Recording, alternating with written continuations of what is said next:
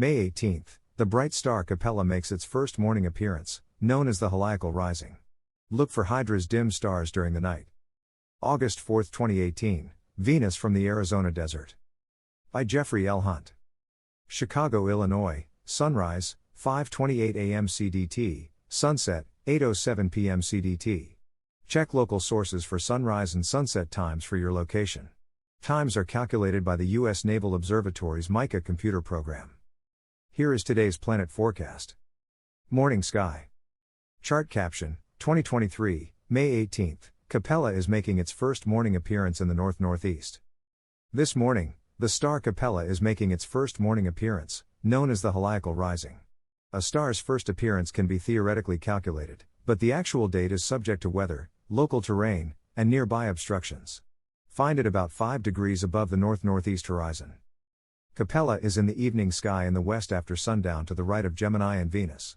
It is the fourth brightest star, after Sirius, Arcturus, and Vega, visible from the mid-northern latitudes. It is nearly 150 times brighter than the Sun and it shines from over 40 light-years. Capella, like Arcturus and Vega, can be seen both in the evening sky and before sunrise. They are farther north in the sky than the Sun, so for Capella it sets after the Sun and rises before it during this season. Chart caption, 2023, May 18th, Jupiter, Saturn, and Fomalhaut are in the eastern sky before daybreak.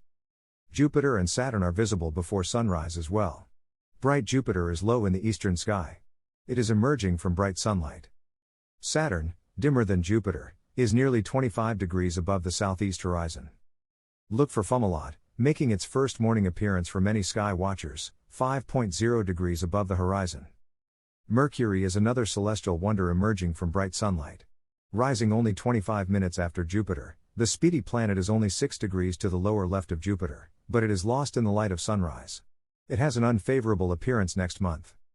Evening sky. Chart caption, Venus moves in front of Gemini, May 7th to June 2nd, 2023. Brilliant Venus is that bright star in the west after nightfall. At 45 minutes after sunset, the planet is 1/3 of the way up in the sky from the horizon to overhead, corresponding to 30 degrees altitude. The evening star is stepping eastward in front of Gemini, 2.2 degrees to the upper left of Mebsuta and over 10 degrees below Castor, one of the twins. Chart caption, 2023, May 18th, brilliant Venus and Mars are in the western sky after sundown. Mars, marching eastward in front of dim Cancer, is less than 17 degrees to the upper left of Venus and 7.5 degrees to the left of Pollux, the second twin. The planet is dimmer, now about the brightness of Pollux. It may even look dimmer than the star. To some sky watchers, reddish stars appear dimmer than blue stars of equal brightness. Gemini is one of a few constellations that resembles its namesake. When the sky is darker, the dimmer stars are visible and the pattern makes two side-by-side stick figures. The brightest stars, Castor and Pollux, dot the twins' heads. As Capella makes its first morning appearance, it is in the northwestern sky, to the right of Venus and Gemini this evening. The star is part of a pentagon shape known as Auriga, the charioteer. Chart caption, May 18th, Hydra the snake crosses the sky on spring evenings. With this darker sky and until the moon reappears and brightens in a few evenings. Look for the constellation Hydra, the snake. The constellation stretches across the sky from Procyon to past Spica. Its head is less than halfway from Procyon to Regulus, that is about halfway up in the sky in the southwest.